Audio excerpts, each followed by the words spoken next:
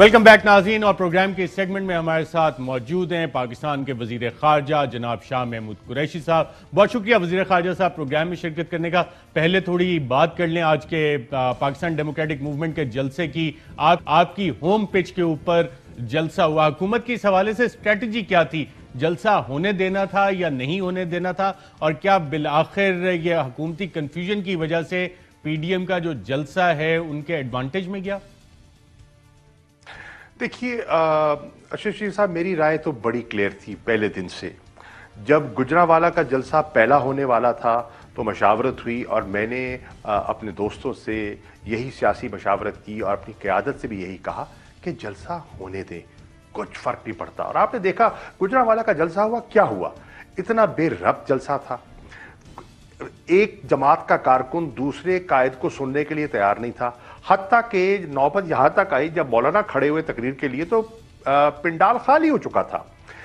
आप देखें, इनमें पीडीएम जो है इसमें कोई रब्त नहीं, कोई ज़हनी मुताबिकत नहीं है। ये एक मनफी अलायंस है, एक वक्ती अलायंस है, ये देरपा नहीं है। यही नून, यही पीपल्स पार्टी दस्तो गिरेबा होगी, मुस्तकबिल में देखिएगा ये आमने सामने होंगे।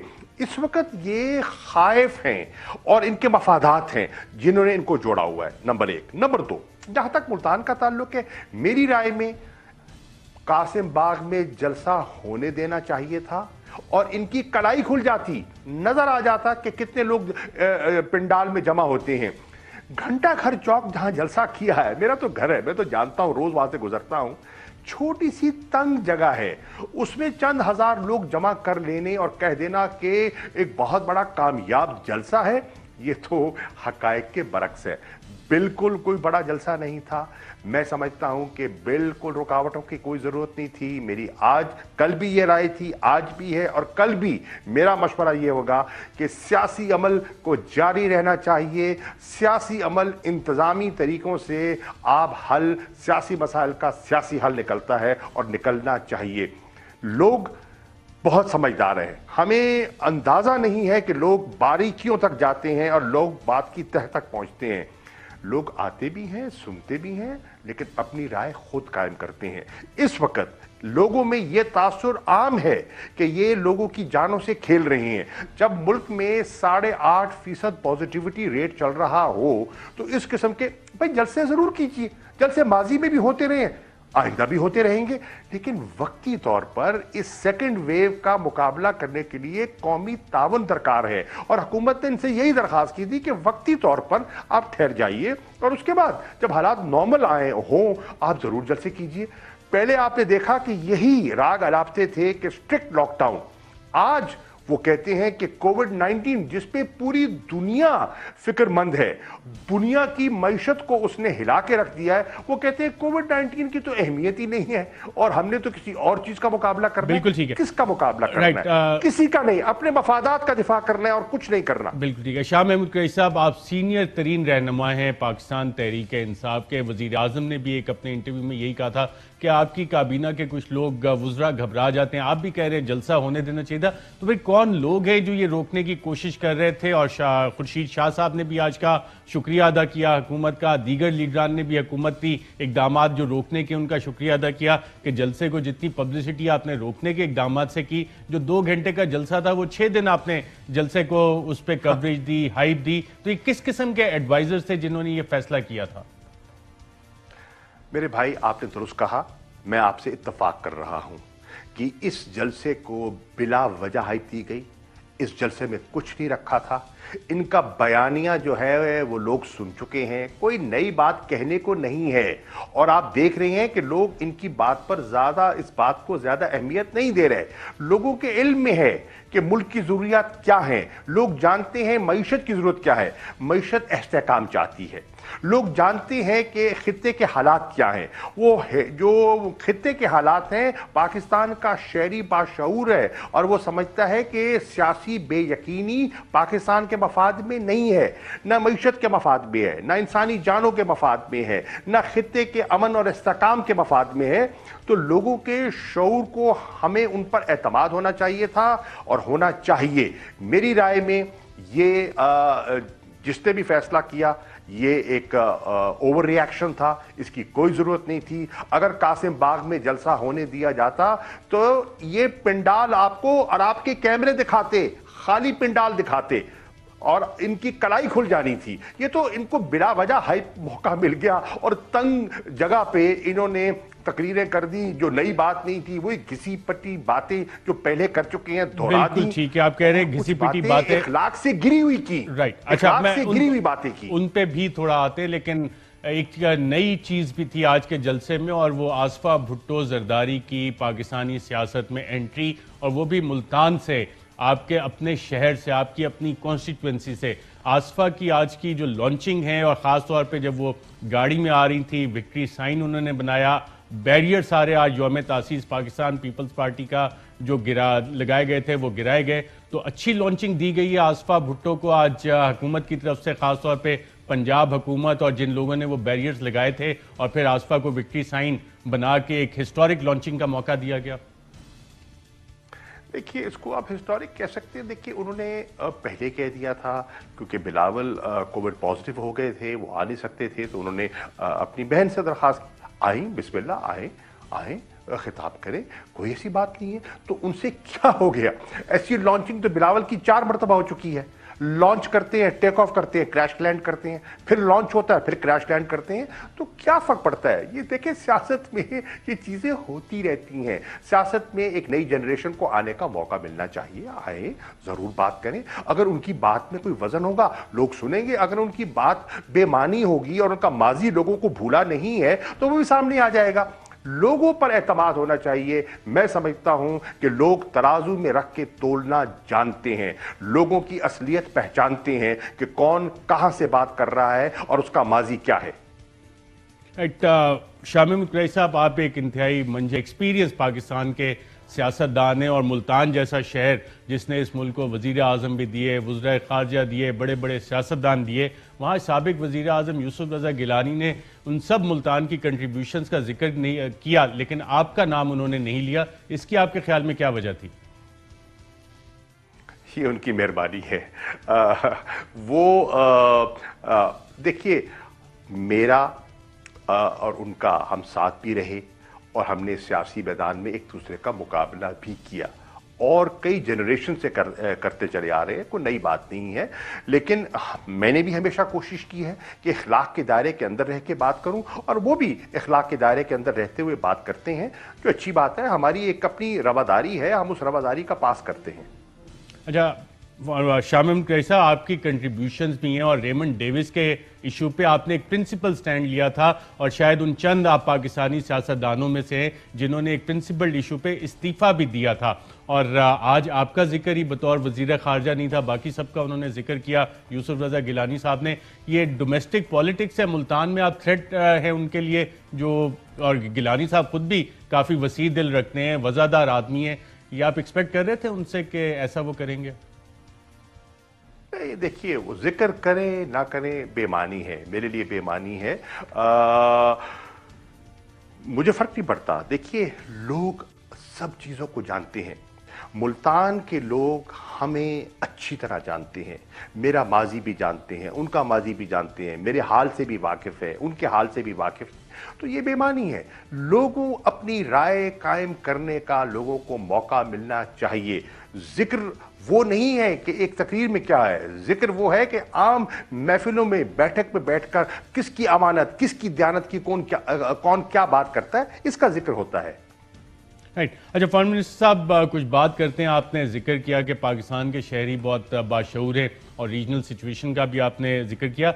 हाल ही में जो अमेरिका के और भारत के दरमियान कुछ एग्रीमेंट्स हुए हैं, जो उनकी रिलेशनशिप है बहुत ज़्यादा वार्म अप हो रही है। अगर इसकी मिसाल ली जाए तो बीका के हवाले से जो एग्रीमेंट साइन हुआ, इसमें basic exchange and cooperation agreement, इसमें उनकी एयरफोर्स के लिए काफ़ी सहूलत है, रेडार, सबमरीन, नेवी के लिए काफ़ी इंटेलिजेंस वगैरह वो शेयर करेंगे। साथ LEMOA logistic exchange memorandum of agreement 2016 का है, कॉमकासा है हमारे पास, communication compatibility and security agreement 2018, और अभी जो बाइडन साहब ने जो अपनी एडमिनिस्ट्रेशन अनाउंस की है उसमें काफ़ी सारे लोग इंडियन अमेरिकन उनकी एडमिनिस्ट्रेशन में आ रहे हैं। तो इंडिया और यूएस की जो रिलेशनशिप है उसको आप किस तरह देखते हैं, और ये पाकिस्तान को अफेक्ट कर सकती है, और पाकिस्तान इस हवाले से जो रीजनल चेंजिंग सिचुएशन है उसको बैलेंस किस तरह से कर रहा है? देखिए, पहली बात तो ये है कि ये जो नए मुआहदे हुए हैं, बिल्कुल हमें उन पर नज़र रखनी है, क्योंकि हम समझते हैं, पाकिस्तान समझता है कि इससे एक इम्बैलेंस क्रिएट हो रहा है। और आपने देखा कि एक सिविल न्यूक्लियर डील भी हुआ हिंदुस्तान के साथ, जो मेरी राय में एक डिस्क्रिमिनेटरी मुआहदा है, इम्तियाजी सलूक बरता गया पाकिस्तान के ख़िलाफ़, और उससे भारत को एक एज देने की कोशिश की जा रही है। और उस पर पाकिस्तान से बढ़कर उनकी नज़र जो है वो चीन पे भी मुझे दिखाई देती है। कंटेन करना है, और भारत अपने आप को पेश कर रहा है कि वो इस खित्ते में एक अहम मुल्क है, एक अरब की आबादी है, बहुत बड़ी मार्केट है, और वो अपना एक रोल प्ले कर सकता है। ये उनका ख्याल है, मेरी नज़र में चीन का मुकाबला करने की हैसियत नहीं रखते। लेकिन इससे एक इम्बैलेंस क्रिएट यकीनन हो रहा है, जिस पर पाकिस्तान की उस पर नज़र है, और हम इससे गाफिल नहीं हैं। जब फॉरेन मिनिस्टर साहब, ये जो बीका एग्रीमेंट है, ये ख़ास तौर पे भारत को इसकी ज़रूरत महसूस हुई, या आपने जिक्र किया कि चाइना के हवाले से भी इंडिया को प्रॉप अप किया जा रहा है कि एयरफोर्स टू एयरफोर्स जो कोऑपरेशन है, जो उनकी नेवी के साथ कोऑपरेशन है, इंटेलिजेंस शेयरिंग होगी, जो 2019 में पाकिस्तान नेवी, पाकिस्तान एयरफोर्स और पाकिस्तान आर्मी के रिस्पॉन्स थे, उसके बाद भारत ये एग्रीमेंट जो यूएस के साथ कर रहा है, ये पाकिस्तान के खिलाफ भी इस्तेमाल हो सकता है। और पाकिस्तान की तो F-16 के हवाले से रिस्ट्रिक्शंस है, उस हवाले से अब पाकिस्तान इस मसले को टेकअप कर रहा है अमेरिका के साथ। देखिए, अभी तो जो नई एडमिनिस्ट्रेशन वहाँ आने वाली है, प्रेसिडेंट इलेक्ट बाइडन की, अभी तो इस वक्त तो वो ज़्यादा कम्युनिकेट नहीं कर रहे, और उनका ये एक बयानिया है वो यही है कि जब तक हम अपनी जिम्मेदारियां संभाल नहीं लेते, हम अभी लोगों से कोई फॉर्मली इंटरैक्ट नहीं कर रहे। लेकिन जब वो इंटरैक्ट करेंगे, वो पाकिस्तान की अहमियत से गाफिल नहीं है। जो प्रेसिडेंट इलेक्ट जो बाइडन हैं, वो खारजा अमूर पर गहरी नज़र रखते हैं। वो फॉरेन रिलेशंस कमेटी के चेयरमैन रह चुके हैं, वो वाइस प्रेसिडेंट रह चुके हैं, पाकिस्तान को जानते हैं, पाकिस्तान आ चुके हैं, उनसे कई नशिस्तें हुई हैं। तो वो मंझे हुए खारजा मूर पर खासी वो बारीक नज़र रखते हैं। तो मैं समझता हूँ उनके साथ, और उनके जो सेक्रेटरी ऑफ स्टेट जो उन्हें नामजद किए हैं, एंथनी ब्लिंकन, वो भी एक मंझे हुए डिप्लोमेट हैं। तो इनके साथ इंगेज यकीनन हमारी जो हुकूमत है उनके साथ इंगेज करेगी। पाकिस्तान का नुक्ता नज़र और ये जो एक स्ट्रेटेजिक बैलेंस है, अगर उसमें कोई वो इम्बैलेंस क्रिएट होता है तो हम अपनी तशवीश का यकीनन जिक्र करेंगे। अच्छा, फॉरेन मिनिस्टर साहब, जो अफगानिस्तान आपने हाल ही में दौरा भी किया वज़ीर आज़म साहब के साथ, वहाँ पे जो इस वक्त पीस प्रोसेस है, आपके ख्याल में भारत उसे सैबोटाज करने की कोई कोशिश कर रहा है, और अगर कर रहा है तो किस तरह से कोशिश कर रहा है?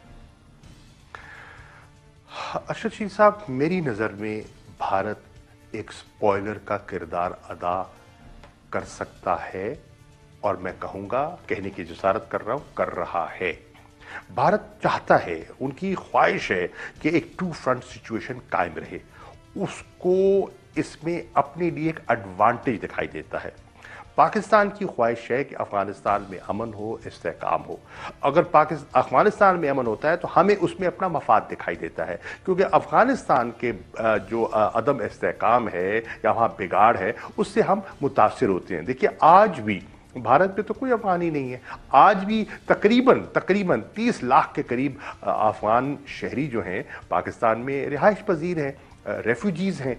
हम चाहते हैं अमन हो, बाइज्जत तरीके से अपने घरों को लौटे। हम चाहते हैं अमन हो और उसके ज़रिए हमारी बायलैटरल ट्रेड में इजाफा हो। हम चाहते हैं अमन हो, इस्तेहकाम हो, जिससे कि हमारी रीजनल कनेक्टिविटी से जो हमें फ़वायद मिलने हैं, एनर्जी के हैं, जो हाइडल इलेक्ट्रिसिटी हमारे यहाँ आ सकती है, जो गैस की पाइपलाइन बिछ सकती है, इससे पाकिस्तान को बहुत फ़ायदा होगा। और उसकी रीजनल कनेक्टिविटी के लिए अफगानिस्तान का अमन और इस्तेहकाम हमारी ज़रूरत है, इस खित्ते की ज़रूरत है, और जो हमारा इकोनॉमिक कॉरिडोर है उसका भी फ़ायदा पूरे रीजन को, जो लैंड लॉक्ड कंट्रीज़ हैं बशमूल अफगानिस्तान, सेंट्रल एशियन रिपब्लिक से, उनको भी फ़ायदा हो सकता है। तो हमारे मफाद में है अमन, भारत के मफाद में बिगाड़, तो इसलिए वो स्पॉइलर का रोल अदा करते हैं। और ये हमारी जो अफगानिस्तान में नशिस्त हुई, काबुल में नशिस्त हुई, मेरी जो उनके एक्टिंग फॉरेन मिनिस्टर हैं हनीफ अकबर साहब, मैंने बिल्कुल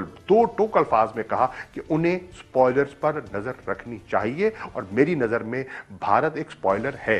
नज़र भारत एक स्पॉयलर है, हमारे पास तो अब आदाद शुमार है, और हमने उस डॉसियर के ज़रिए आपके सामने, कौम के सामने, इंटरनेशनल कम्युनिटी के सामने पेश कर दिया है कि किस तरह भारत यहाँ दहशत गर्दी की पुष्पनाई कर रहा है, किस तरह उन्होंने टेररिस्ट कैंप्स कायम कर रखे हैं, किस तरह वो हमारी पड़ोस की सरजमीन को इस्तेमाल कर रहा है, किस तरह वो टेरर फाइनेंसिंग कर रहा है, टेररिज्म को फंड कर रहा है। ये सब चीज़ें सामने आ चुकी हैं। फॉरेन मिनिस्टर साहब, आज पीडीएम के जलसे में फॉरेन पॉलिसी के हवाले से भी चंद इल्ज़ामात लगाए गए आपकी हुकूमत पे, और एक था कि इजराइल को कुछ रिकग्नाइज करने की छुप छुपा के कोशिशें हो रही हैं, कश्मीर की तरह फ़लस्तीन पे भी ये हुकूमत सौदेबाजी करिए, इस तरह के इल्ज़ामात आज पीडीएम के जलसे से आए, इस पर रिस्पॉन्ड करना चाहेंगे आप, कोई पॉलिसी स्टेटमेंट? जी बिल्कुल करना चाहूँगा। पहली बात, ये लोगों को गुमराह करने की कोशिश है, जानते हुए कि इस पर हकीकत नहीं है। देखिए, वज़ीर आज़म का बयान आ चुका, दफ्तर खारजा का वाज़े मौक़िफ़ सामने आ चुका, मेरा स्टेटमेंट जो मैंने नाइजर में 2 दिन पहले दिया है, 27 तारीख को, 27 नवंबर को जो मैंने अपना स्टेटमेंट वहाँ पेश किया है, अगर उसी को उठा के देख लें तो उससे वाज़े हो जाएगा कि फ़लस्तीन के बारे में हमारा क्या मौक़िफ़ है और इजराइल के बारे में हमारी क्या राय है। उसमें कोई अभाव नहीं है, क्लैरिटी है।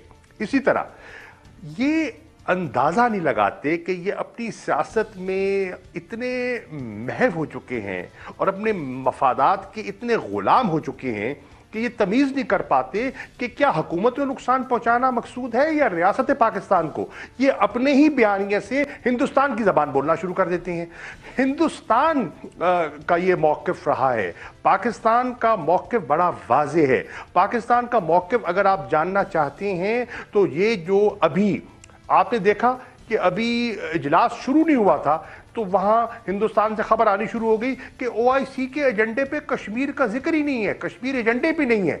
और फिर ये आपके सामने जो रेजोल्यूशन आया, अगर आप वही जो 57 मुल्कों का मुत्तफ़िका रेजोल्यूशन है जो OIC के इजलास में 47वें इजलास में मुत्तफ़िका तौर पर पास हुआ है, उसको पढ़ के देख लीजिए। उससे वाज़ेह हो जाएगा कि पाकिस्तान कश्मीर के लोगों के साथ किस तरह खड़ा है, कश्मीरियों के साथ तन मन धन हर तरीके से उनके साथ खड़ा है, और इंशाअल्लाह उनके मफादात का कोई ज़ी वकार पाकिस्तानी, कोई बाशऊर पाकिस्तानी, कोई खुददार पाकिस्तानी सौदा करने का सोच भी नहीं सकता। जब ये ज़बान आप इस्तेमाल करते हैं तो आप किसी और की बात करते हैं, अपने लोगों को मायूस करने की कोशिश करते हैं, अपनी अफवाज को मायूस करने की कोशिश करते हैं, और मैं समझता हूं ये एक मनफी सोच है और इन्हें मुल्की मफादात को अपनी सियासत और अपने सियासी मफादात के ताबे नहीं करना चाहिए।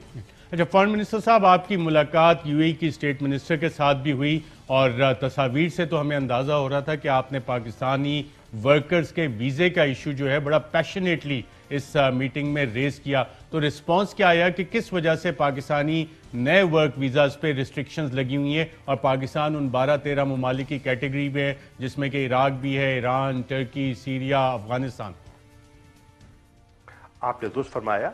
मुझे यकीनन मुलाकात की एक बुनियादी वजह यह भी थी कि मैं इस मसले पर, जिस पे पाकिस्तान में एक तशवीश पाई जाती है, उनकी खिदमत में अपना मौक़िफ़ पेश करूं और उनसे पूछूं कि ये क्या वजह है कि नए वीज़ों के इजरा पर पाबंदी लगाई गई है। मुझे ये बताया गया 2 चीज़ें। नंबर 1, जो वीज़े जारी हो चुके हैं उनमें से कोई कैंसिल नहीं हो रहा, और वो लोग जिनके वीज़े लग चुके हैं वो आसानी से आ भी सकते हैं, जा भी सकते हैं, कोई कदगन नहीं है।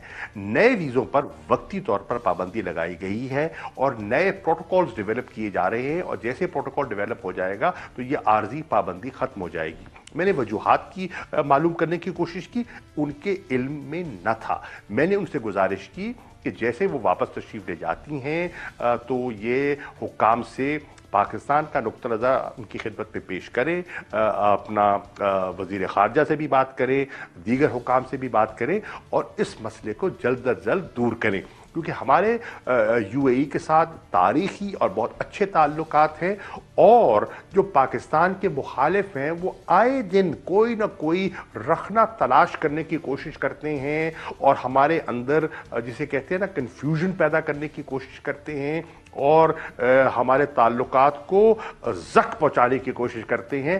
ہمیں اس پہ غافل نہیں رہنا چاہیے اور ان کی چالوں کو سمجھنا چاہیے۔ اچھا فارن منسٹر صاحب، کل ایک انتہائی اہم میٹنگ تھی، سنڈے والا دن تھا، آپ وزیر اعظم کے ساتھ اور کیبنٹ آپ کے کولیگ اسد عمر صاحب کے ساتھ اور سروس چیفز بھی تھے، chairman joint chief of staff تھے، چیف آف جنرل سٹاف تھے، D G I S I, army, navy ہے، سب چیفز تھے وہاں پہ موجود۔ اور جب میں آج یہ ہسٹری نکال کے دیکھ رہا تھا تو آپ کی حکومت میں وزیر اعظم عمران خان صاحب نے سب سے زیادہ بطور وزیر اعظم I S I headquarters کے پبلکلی ڈکلیئرڈ دورے کیے ہیں، جو کہ پبلکلی بتایا بھی جاتا ہے، تو کچھ اس حوالے سے شیئر کرنا چاہیں گے؟ اور میرا اپنا اندازہ ہے کہ جب تمام سروس چیفز بیٹھے ہوں اور آپ بھی بیٹھے ہوں تو انڈیا اور لائن آف کنٹرول کی وائلیشنز وہ تو یقیناً انڈر ڈسکشن آئی ہوں گی، انڈیا کی طرف سے کوئی نئی ایسکلیشن کی تھریٹس بھی آ رہی ہیں؟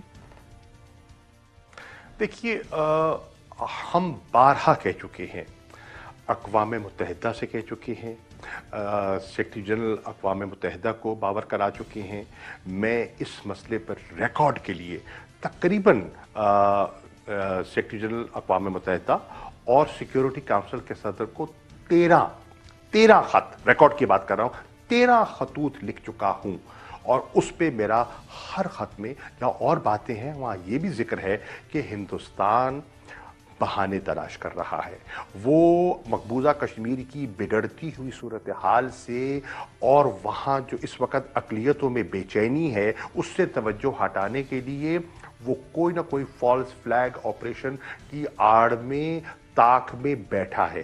میں ان کی خدمت پہ بارہا کہہ چکا ہوں، بہت سے یورپین فارن منسٹر سے، مسلم فارن منسٹر سے، اور وہاں نائجر بھی میری 12 نشستیں ہوئیں مختلف فارن منسٹر سے، اور میں ان کو یہ باور کرتا رہتا ہوں کہ اگر آپ ان کی چالوں کو دیکھیں، لائن آف کنٹرول پر جس طریقے سے سیز فائر وائلیشنز ہو رہی ہیں، جس طریقے سے نہتے ان آرمڈ سیولینز کو نشانہ بنا رہے ہیں، اس سے ان کے عزائم ہمیں درست دکھائی نہیں دیتے اور ہمیں ان پر شک ہے، ان کی نیت درست نہیں ہے، اور اب جس طرح کہ وہ پشت پناہی کر رہے ہیں دہشت گردی کی، تو اس سے ہماری تشویش ہے اور اس پر ہم غافل نہیں رہ سکتے۔